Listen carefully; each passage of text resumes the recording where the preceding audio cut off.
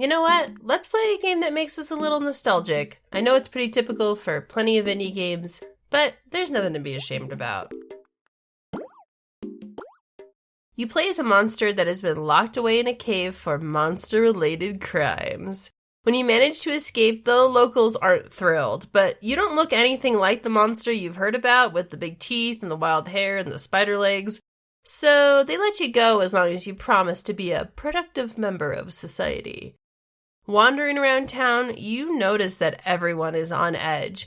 There's cameras popping up to record you and big, ugly billboards featuring Sunshine Corporation. Then you realize this isn't one of those games that wants to hide what the evil corporation is really about. Oh sure, they'll rain gold coins from the sky for all the corn in town, but then the villagers don't have any food to eat.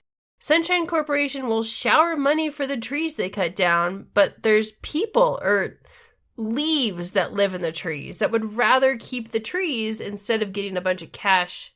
And what would they even spend it on? It goes on like that, making a very clear point that trading natural resources for gold coins isn't always the best idea. Who'd have thought it? This is one of the oldest and most pure video game storylines, and I'm here to say I'm still not bored of it. I wasn't in the 90s, and I'm not now.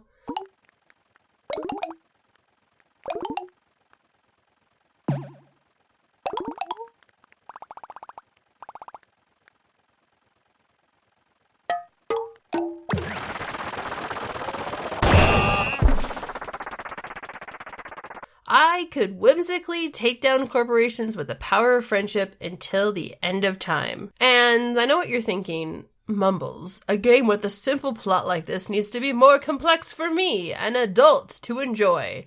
And you'd be right. We've got something for you, bud. Don't worry about it.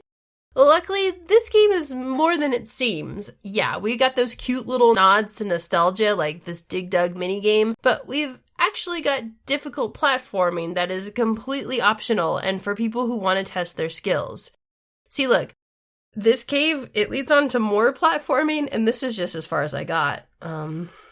Because I'm not good at platforming, but it doesn't matter because I don't really care what's at the end of that tunnel. But maybe you do. Maybe you enjoy platforming, and you can figure it out and let me know what's at the end of that tunnel. That sounds great. If you are like me and not very good at platforming, but you still love little secrets, there is still stuff for you. Like, for example, you can look around for these little dancing bugs, and they're all in these little hidden spots, and they do a little dance for you when you find them. See, look. Yeah, it's a cute little dance.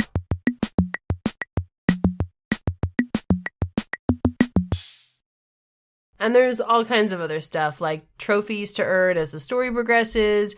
There's cute little mini games like playing go hide and seek with a rock.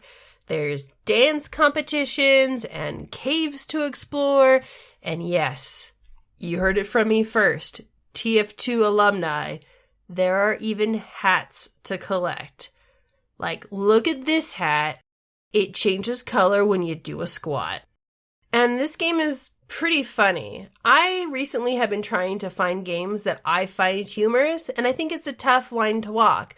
For example, Duke Nukem is funny, but you will never be like, oh no, I hope Duke Nukem's okay, I hope he finds love. Like, you don't care about Duke Nukem. So it really is about finding a game that is great with humor, but also makes you care about the characters. And that's a really hard road to walk for a video game developer. And I really think that Pikuniku managed to do it because the humor in this is very similar to Paper Mario or Yoshi's Story, where it's playful and friendly and it doesn't feel like it's performing for you. It's more like it wants you to come play with it. And I think that's the best kind of video game humor.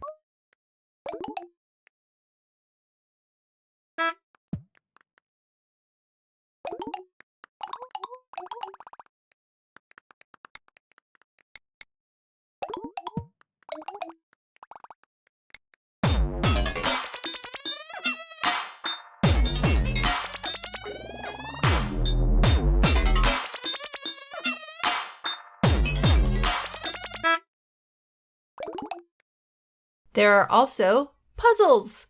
I love puzzles. In fact, If this game hadn't promised me puzzles to go along with the platforming, I probably would never have picked it up. None of these puzzles are going to melt your brain, but they are very gratifying.